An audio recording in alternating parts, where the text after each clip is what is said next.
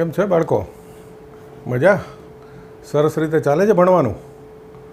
સરસ. ઓકે, સરસ રીતે ભણતા રહેજો. જુઓ, કાલ આપણે થોડા દાખલા લીધા હતા, બરાબર છે? એમાં છેલ્લું જે આપણે લીધેલું હતું એ એકના ઘનમૂળ હતા.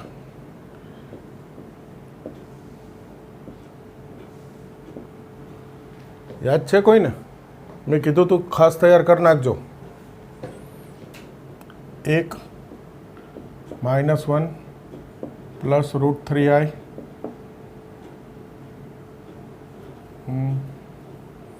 એક થોડી જગ્યા રાખીને લખું છું. -1 પ્લસ √3i/2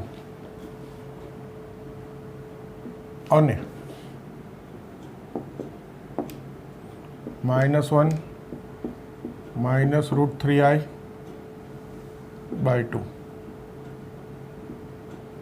આ ત્રણ ઘનમૂળ લીધા હતા. એકના ઘનમૂળ આપણે મેળવ્યા હતા.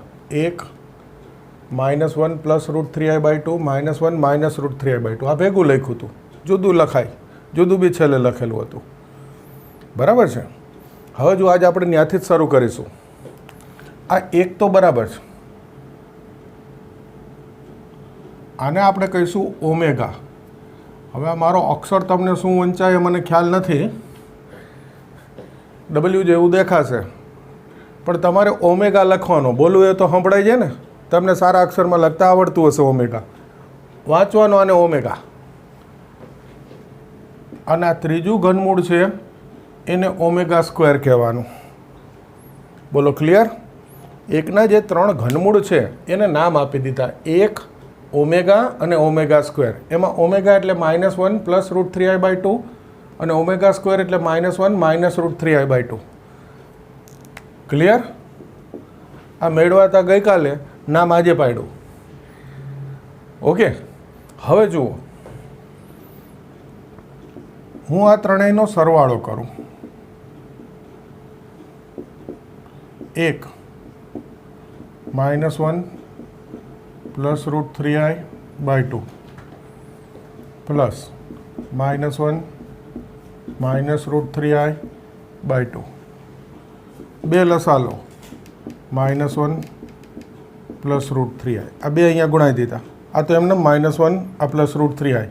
આ એમને -1 માઇનસ √3i. અને આ બે લસા જો 0 આવી ગયો. આવી ગયો 0. આ ત્રણેયનો સરવાળો શું થયો? 0.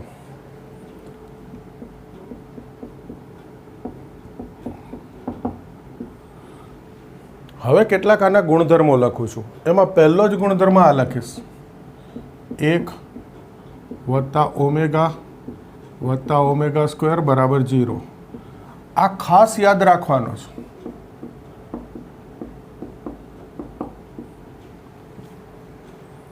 ઓકે, ઘણાને એવું હોય કે સર અમારે JEE નહીં કરવું, બહુ એક્સ્ટ્રાની જરૂર નહીં કંઈ. એણે પણ આ ગુણધર્મ યાદ રાખવાનો છે. 12મા ધોરણમાં ટેક્સ્ટ બુકના દાખલામાં ઉપયોગ કરીશ એટલે જરૂરી છે. એટલે આ ગુણધર્મ તો બધાએ ફરજિયાત યાદ રાખવાનો છે. બીજું, ઓમેગા સ્ક્વેર બરાબર 1/ઓમેગા, અથવા કોઈ કહેશે ઓમેગા બરાબર તો કે 1/ઓમેગા સ્ક્વેર. શા માટે આવું થાય? તો જુઓ, ઓમેગા છે એ એકનું ઘનમૂળ છે, તો ઓમેગાનો ઘન 1 થાય. ફરીવાર, ઓમેગા છે એ એકનું ઘનમૂળ છે, તો ઓમેગાનો ઘન શું થાય? 1 થાય.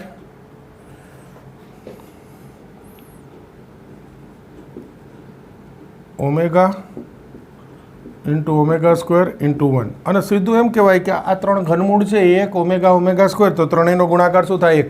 બેમાંથી જે રીતે તમને સમજાય કે ભાઈ ઓમેગા એકનું ઘનમૂળ છે તો ઓમેગા ઘન 1 થાય. અથવા કોઈ કહેશે કે સર એકના ઘનમૂળ છે એ 1 ઓમેગા અને ઓમેગા સ્ક્વેર, તો એ ત્રણનો ગુણાકાર તો પાછો 1 જ થાય ને? થાય જ 1. તો પછી આમાંથી ગમે તે એકનું પક્ષાંતર કરો. ધારો કે હું ઓમેગાનું પક્ષાંતર કરું તો ઓમેગા સ્ક્વેર બરાબર 1/ઓમેગા, અથવા હું ઓમેગા સ્ક્વેરનું પક્ષાંતર કરું થઈ ગયું. ત્રીજું, તમે ઓમેગાનો માનાંક લેશો, સંકર સંખ્યાનો માનાંક બની ગયા હો, ઓમેગા સ્ક્વેરનો માનાંક લેશો તો જવાબ 1 આવશે. આ રહ્યું ઓમેગા. આ 2 છેદમાં અલગ પાડો એટલે -1/2 પ્લસ √3/2 ઇન્ટુ આઈ √x² પ્લસ y², 1 આવી જશે. ચોથો ગુણધર્મ, આ ઓમેગાને અનુબંધ સંકર સંખ્યા આને તો આપણે શું કહીએ, આઈની નિશાની બદલવાની. આ વત્તા આઈ છે, ઓછા આઈ કરી દઉં તો એ ઓમેગા સ્ક્વેર થઈ ગયો કે નહીં. અને કોઈ કહેશે આ ઓમેગા સ્ક્વેરને અનુબંધ સંકર સંખ્યા તો એ શું થઈ જાય, ઓમેગા. ઓમેગાને અનુબંધ તો ઓમેગા સ્ક્વેર, ઓમેગા સ્ક્વેરને અનુબંધ તો ઓમેગા. બધાને ખ્યાલ આવે, થાય જ આવું. બોલો ક્લિયર? આ 4 મેં ગુણધર્મ લખેલા છે અહીંયા. ખાસ ઉપયોગી આ છે, આ ખાસ કરવાનું. હવે આનો ઉપયોગ કરવો પડે એવા 2-4 દાખલા ગણાવીશ. જોઈ લો આટલું.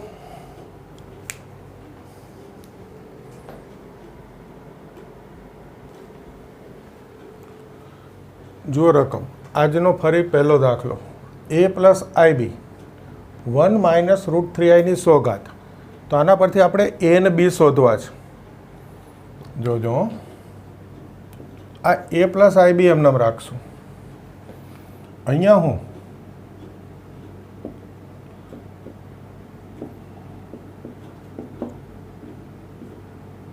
આ માઇનસ સામાન્ય લીધા, માઇનસ સામાન્ય લાવો એટલે -1 પ્લસ √3i થઈ જાય. ક્લિયર બધા? 2 વડે ભાગીશ, 2 ગુણાઈ દઈશ. બોલો સમજાય? પહેલાં માઇનસ સામાન્ય, પછી 2 ભાગી 2 ગુણાઈ દીધા. હવે જોજો, આ -1 પ્લસ √3i ભાગ્યા 2 આઈ છે. આને આપણે ઓમેગા કીધું તો આ ઓમેગા મૂકી દો.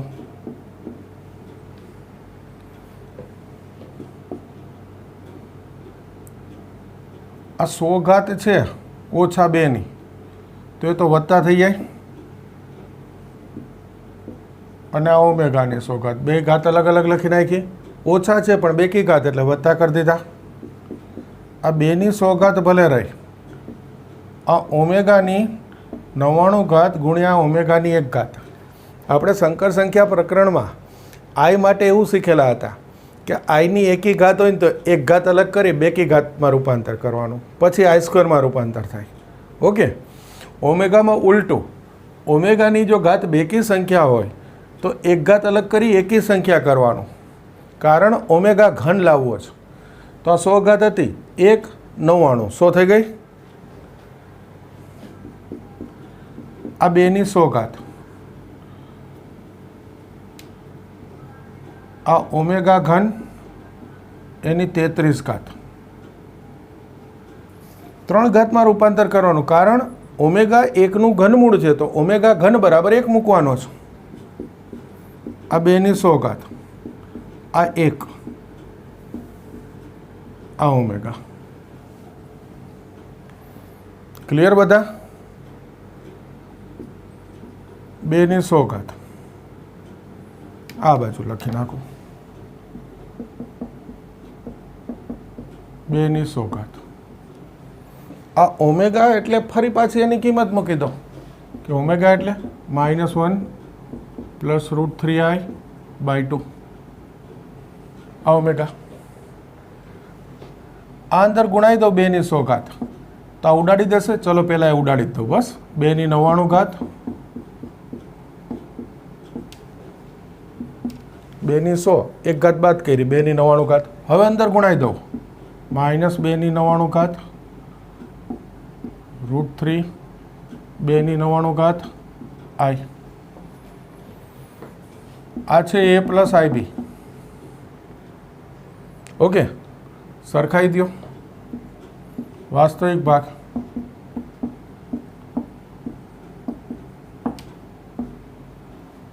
કાલ્પનિક ભાગ એટલે આઈનો સહગુણક.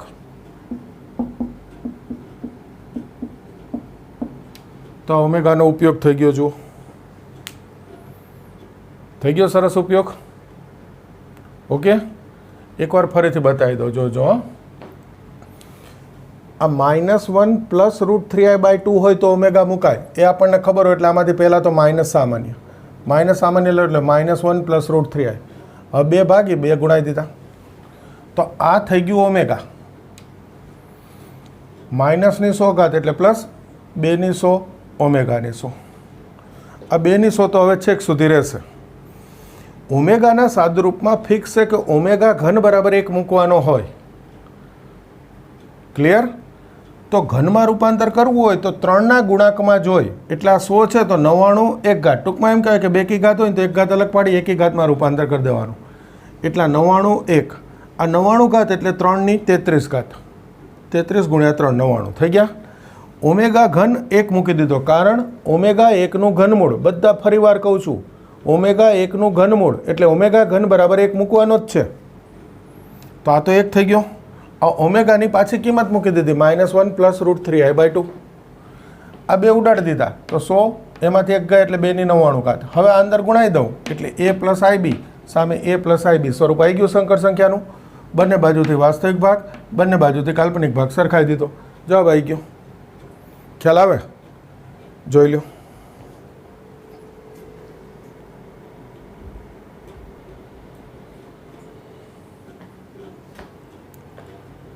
જો બીજો દાખલો, આની કિંમત શોધવીશ.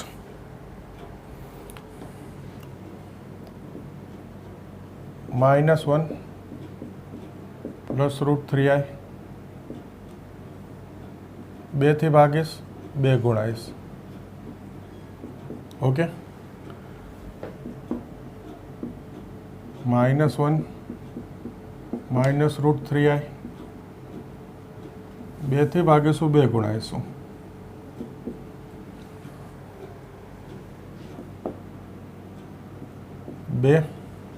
-1 પ્લસ √3i/2 એટલે ઓમેગા. 2 -1 માઇનસ √3i/2 એટલે ઓમેગા સ્ક્વેર. તો જુઓ, આ 2ની 11 ઘાત ઓમેગાની 11 ઘાત, 2ની 11 ઘાત ઓમેગાની 22 ઘાત. ઓકે, આ 2ની 11 ઘાત કોમન. આ ઓમેગાની 11 ઘાત, ઓમેગાની 9, ઓમેગાની 2 ઘાત. આ 22 ઘાત, 21 1 ઘાત. 3ના ગુણાંકમાં આની નજીક જુદી પાડી. માઇનસ ઘાત ના લખાય, હો, પ્લસ જ લખાય. એટલે કોઈ ના કહેતા કે અહીંયા 12 ઘાત લખીને -1 ઘાત લખું, નહીં, પ્લસમાં જ. તો કે 3 તેરી 9, આને 3 થી ભાગી દીધા, 3 તેરી 9, શેષ 2 વધી, 1 ઘાત અલગ. આને 3 થી ભાગી દીધા, 3 7 21, શેષ 1 વધી, 1 ઘાત અલગ. 2ની 11 ઘાત. આ ઓમેગાની 9 ઘાત છે, ઓમેગા ઘનની 3 ઘાત ઓમેગા સ્ક્વેર. આ ઓમેગાની 21 ઘાત છે, ઓમેગા ઘનની 7 ઘાત ઓમેગા થશે. ઓમેગા ઘન એટલે 1. હવે સીધું 1નો ઘન 1 ભાઈ, 1ની 7 ઘાત 1. તો આ ખરેખર શું આવી ગયું? હજુ એક સ્ટેપ લખી નાખું નીચે જ. Okay, omega plus omega square આવી ગયું. આ ઓમેગા પ્લસ ઓમેગા સ્ક્વેર. હવે જોજો, આ 2ની 11 ઘાત, આ -1. ઓમેગા વત્તા ઓમેગા સ્ક્વેર બરાબર -1. કોઈ કહેશો શા માટે? ઘણાને ખ્યાલ આવી ગયો. 1 વત્તા ઓમેગા સ્ક્વેર બરાબર 0. હાલ જ આ સૂત્ર લખ્યું આપણે, પહેલું જ ગુણધર્મ. 1 વત્તા ઓમેગા સ્ક્વેર બરાબર 0. તો પછી ઓમેગા સ્ક્વેર બરાબર શું થાય? -1. આના પરથી મૂકીએ છીએ. આ જ રીતે 12મા ધોરણમાં ઉપયોગ છે ઘણી જગ્યાએ, કે આમાંથી કોઈ પણ બેનો સરવાળો આવે એટલે ત્રીજું માઇનસ મૂકી દેવાનું. ઓમેગા વત્તા ઓમેગા સ્ક્વેર તો -1, ધારો કે તમારે ક્યાંક આવે 1 વત્તા ઓમેગા, તો જવાબ શું મૂકી દેવાનો? Minus omega square. એટલા -1 મૂક્યા, તો આ થઈ ગયું -2/11. જો આની કિંમત આવી ગઈ. આવી ગઈ છે. સરસ દાખલા. એકવાર ફરીથી જોજો. આની કિંમત શોધવીશું. તો -1 પ્લસ √3i 2 વડે ભાગી 2 ગુણા આવ્યા. -1 માઇનસ √3i 2 વડે ભાગી 2 ગુણા આવ્યા. આ થઈ ગયું ઓમેગા. આ થશે ઓમેગા સ્ક્વેર. તો 2/11 ઓમેગાની 11, 2/11 ઓમેગાની 11 દુ 22.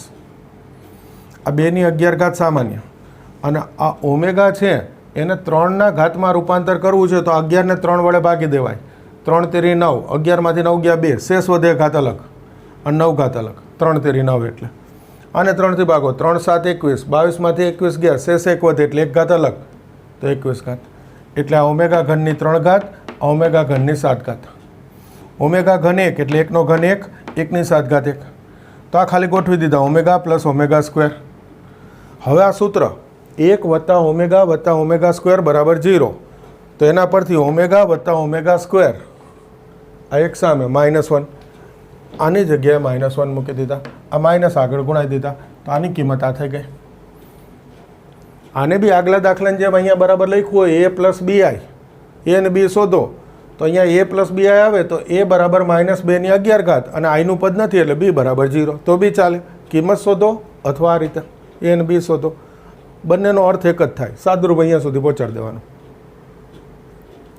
ક્લિયર? તૈયાર કરી દો.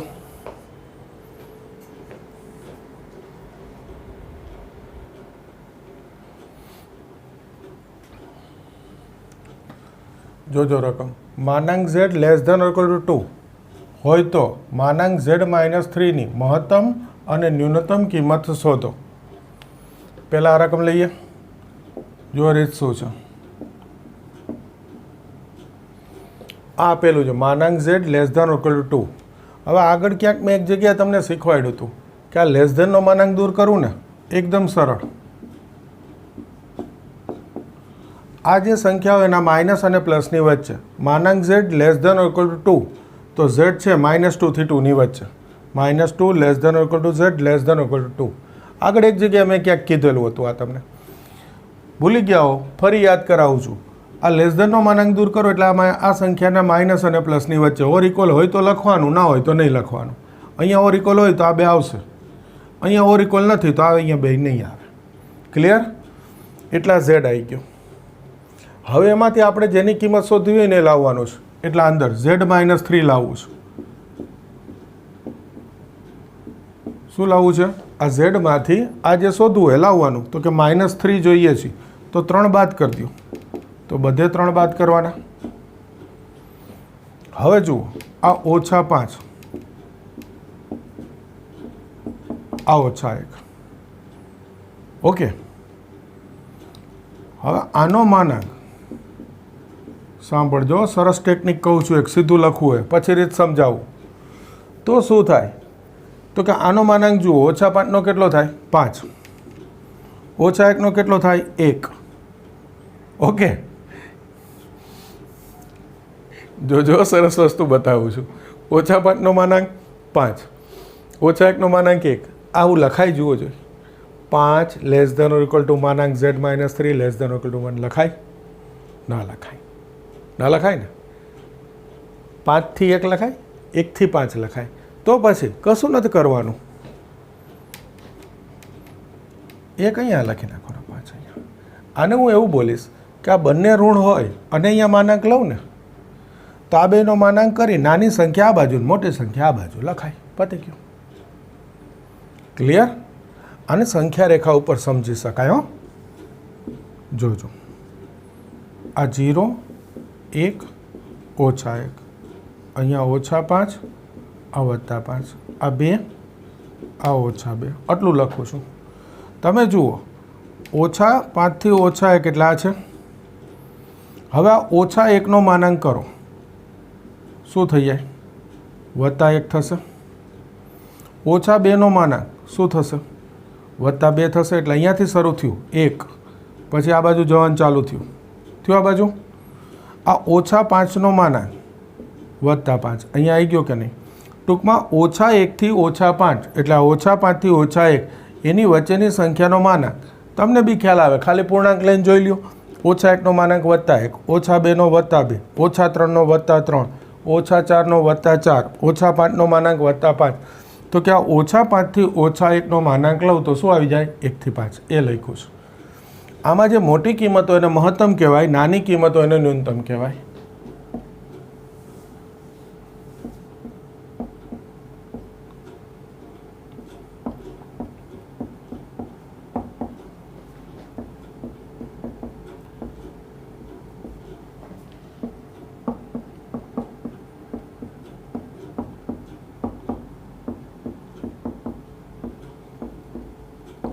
થઈ ગયું? બોલો, ખ્યાલ આવે? બીજું, આ સંખ્યા રેખા ઠીક છે, સમજાવીએ આપણે, શીખવાડીએ, પણ તમને યાદ જ હોય કે આ બે ઋણ હોય ને, માનાંક લઉં તો બેનો માનાંક 1 અને 5, નાની સંખ્યા આ બાજુ, મોટી સંખ્યા આ બાજુ, પતી ગયો. ઓકે, બીજો દાખલો એ જ રીતે. આ રકમમાં આપેલું છે માનાંક z-4 < 4. આ માનાંક દૂર કરો. હાલ જ મેં રીત કીધી, આ સંખ્યાના માઇનસ અને પ્લસની વચ્ચે આવે તો -4 થી 4 થઈ ગયું. હવે તો ખ્યાલ આવી ગયો. આ z-4 છે, મારી કિંમત કોની શોધવાની? z+1ની. તો આ -4માંથી +1 લાવવો છે. -4માંથી +1 જોઈતો હોય તો શું કરવું પડે? જુઓ જોઈએ, 5 ઉમેરવા પડે કે નહીં? તો 5 - 4 1, એટલી તો ખબર પડે. તો 5 ઉમેરી દીધા બધી બાજુ.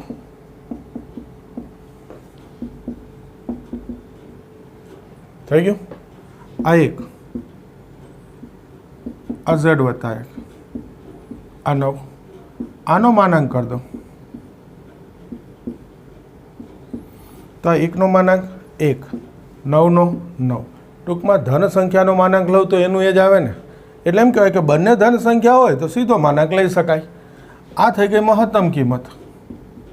હવે આન્સર નથી લખતું, તમે લખી લેજો. આ થઈ ગઈ ન્યૂનતમ કિંમત. આ જ રીતે આન્સર લખી લેવાનો. બોલો, ખ્યાલ આવી ગયો? કોઈ કહેશે સર આને સંખ્યા રેખા ઉપર જોવું હોય તો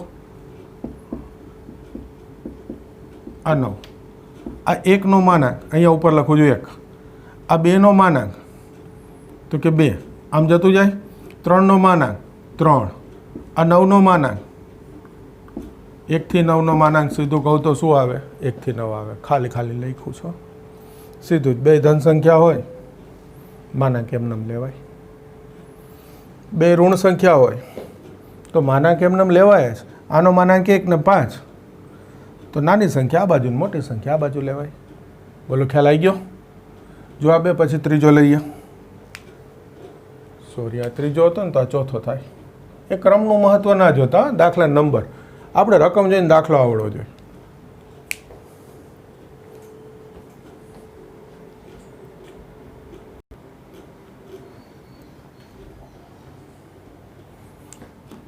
જો 5મો દાખલો, રીત એની એ જ રાખેલી જો. માનાંક z < 5, તો આ z-2ની મહત્તમ અને ન્યૂનતમ કિંમત જોઈએ છે.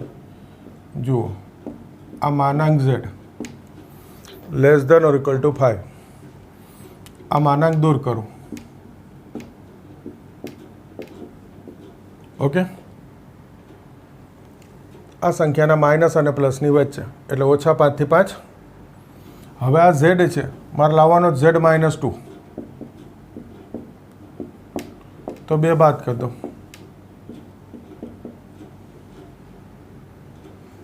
-7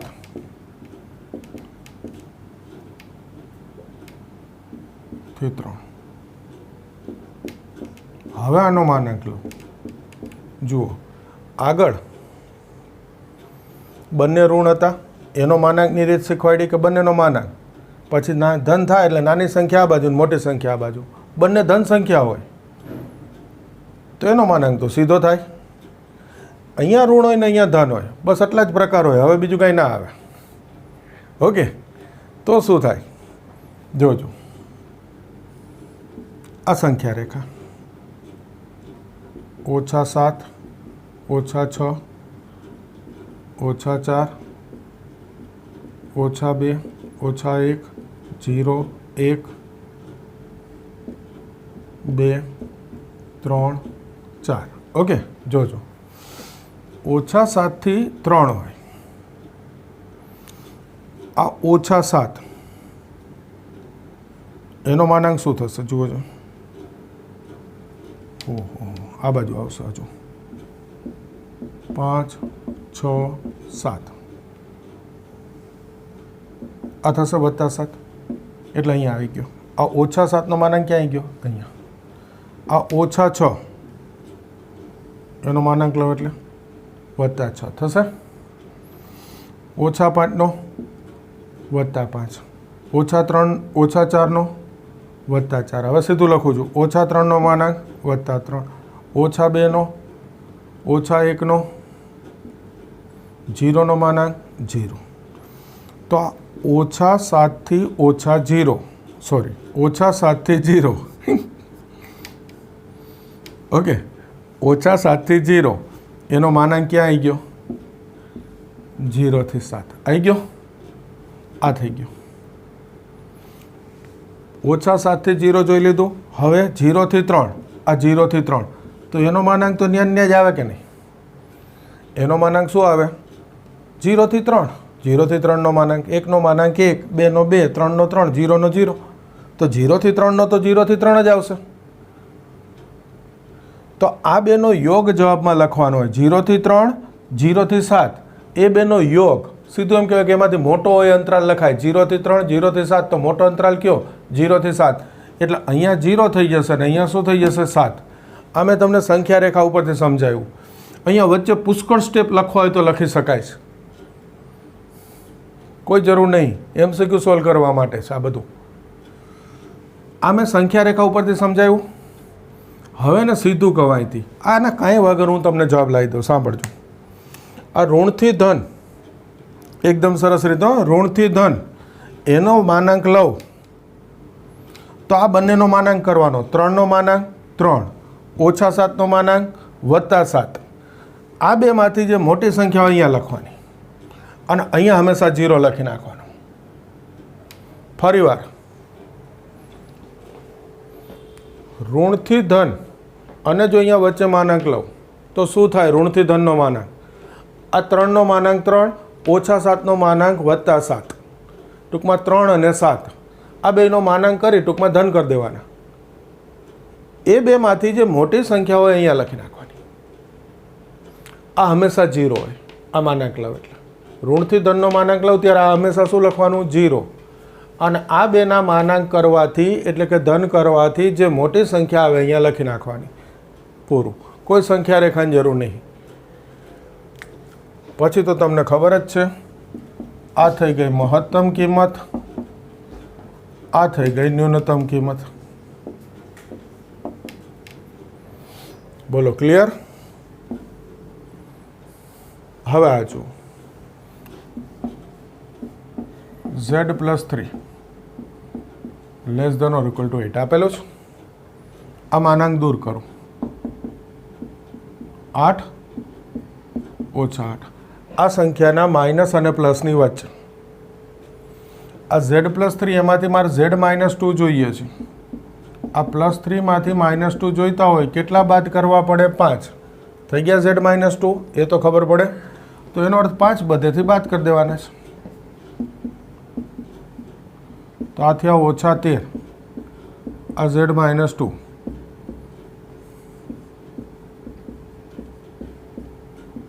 -13 થી 3 આનો માનાંક શું થાય જુઓ 3નો 3 આ તો ફિક્સ 0 ઋણથી ધનનો માનાંક નક્કી લઉં એટલે આ 0 ફિક્સ 3નો માનાંક 3 -13નો +13 3 અને 13 મોટી સંખ્યા કઈ આ સીધું કોઈ સંખ્યા રેખા વગર આ થઈ ગઈ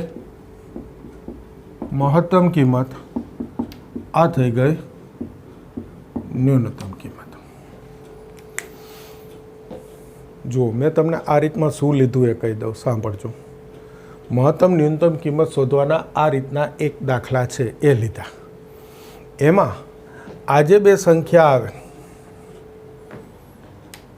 માનાંક લેતા પહેલાં એમાં 3 ઓપ્શન આવે કે આ બંને ઋણ હોય, અહીંયાથી બતાવી દઉં છું, આ બંને ઋણ હોય, શરૂઆતના પહેલા દાખલામાં આવ્યું હતું. બીજો ઓપ્શન કે આ બંને ધન હોય. ત્રીજો ઓપ્શન આ ઋણ હોય ને આ ધન હોય. આ 3 પ્રકારની સંખ્યા અહીંયા આવી શકે. અને એનો માનાંક લઉં ત્યારે કઈ રીતે લેવાય એ મેં તમને શીખવાડી દીધું. બધા પ્રકારની રકમ એક એક લઈ લીધી.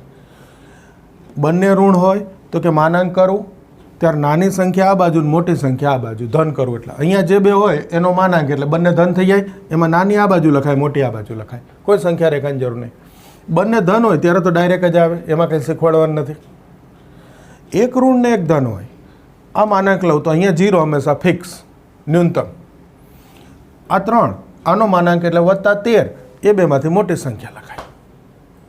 બધું આવી ગયું. હવે રકમો નવી આવે જોઈએ એટલી, રીત નવી ના આવે. આટલું આવડતું એટલે ગમે તે રકમ થઈ જાય. ઓકે, જોઈ લેજો.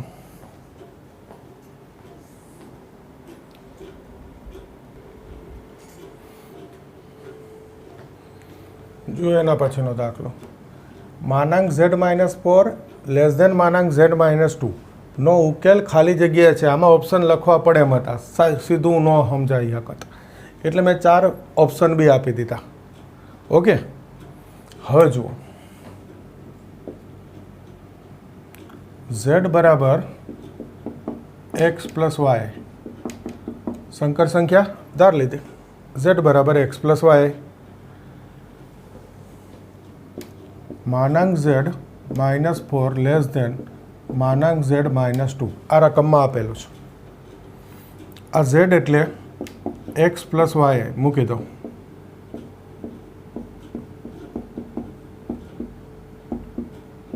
મૂકી દીધા.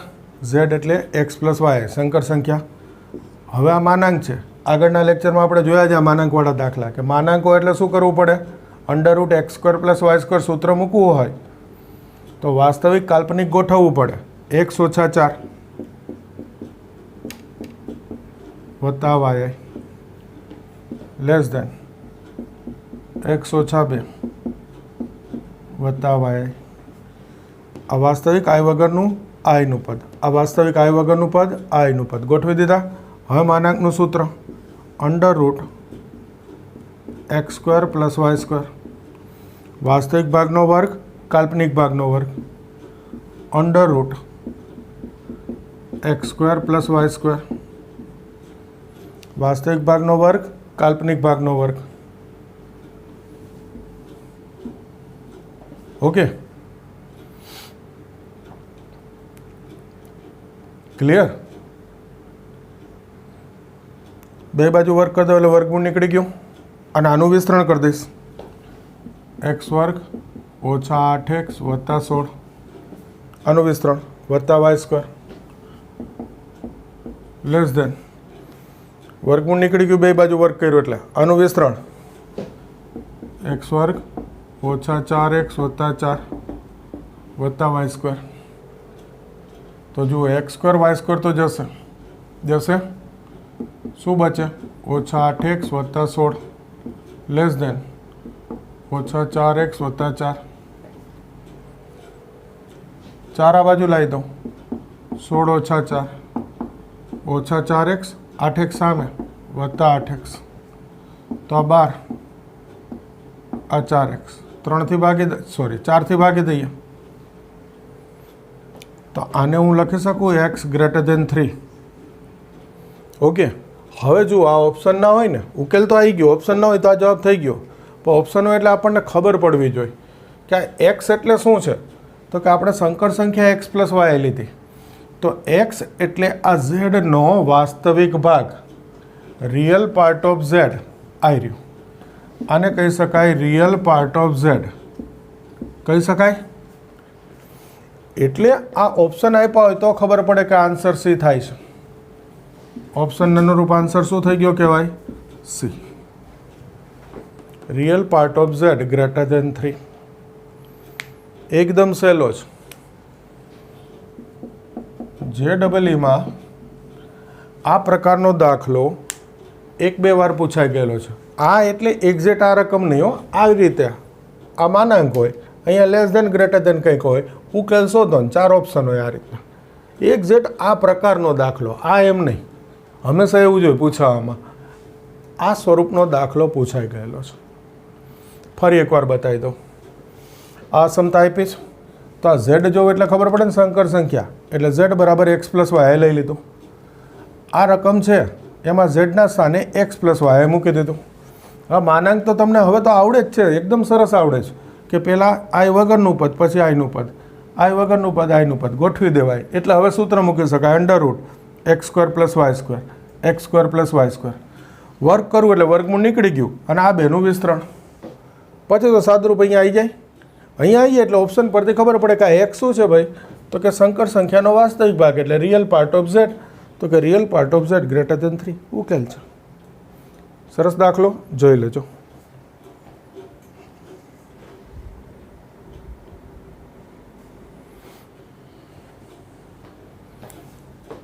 જો આ રકમ, આની કિંમત શોધવી છે. 1 આઈ સ્ક્વેર, આઈ સ્ક્વેરનો ઘન, સોરી સ્ક્વેર, આઈ સ્ક્વેરનો ઘન 1 2 3 4, ઓકે 4 5 6. આગળ આઈ સ્ક્વેરની 8 ઘાત હશે તો એ 4 ઘાત, અને છેલ્લું આઈ સ્ક્વેરની n ઘાત લખાય. હવે જોજો 1 આઈ સ્ક્વેર એટલે -1,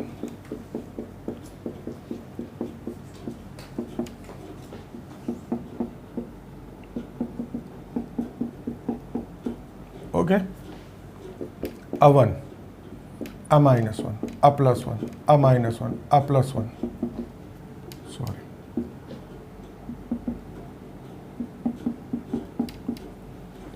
હવે જુઓ આ પ્લસ માઇનસ ઉડે, આ પ્લસ માઇનસ ઉડે, એ જ રીતે ઉડે. પણ શું થાય, અહીંયાથી બે વિકલ્પ આવે. પહેલો, ઓકે, વિકલ્પ 1,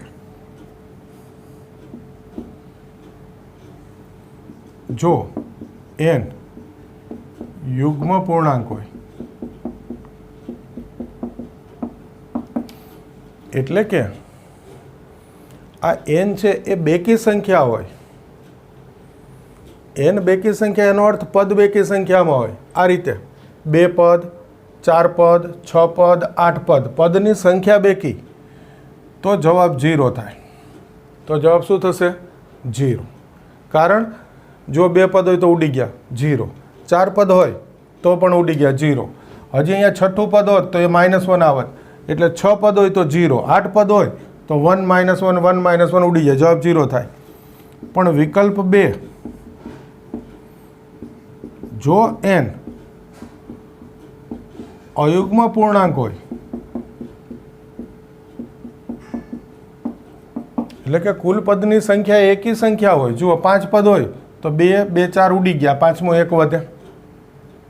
6 પદ હોય, સોરી અયુગ્મમાં 7 આવે, 7 પદ હોય તો 1 -1 ફરી પાછો +1 આવે તો 1 વધે, તો જવાબ શું થાય? +1. આ જરાક જોવું પડે એવું છે. જો n યુગ્મ હોય તો એનો અર્થ અહીંયા બાજુમાં લખી દઉં છું, 1 -1 1 -1 1 -1. ધારો કે 6 પદ લીધા, શું થઈ ગયું? 0. પણ જો n અયુગ્મ હોય તો કે 5 પદ લખી દીધા તો આ 2 2 4 ઉડી ગયા 5. એ જ રીતે 7 પદ હશે, આ ઉડી ગયા. ખ્યાલ આવે છે? યુગ્મ હોય તો 0, અયુગ્મ હોય તો +1. ક્લિયર? આજે આપણે આટલા દાખલા રાખીશું, બરાબર છે? ફરી નવા દાખલાથી આગળ નવા લેક્ચરમાં. આટલું સરસ તૈયાર કરી દેજો.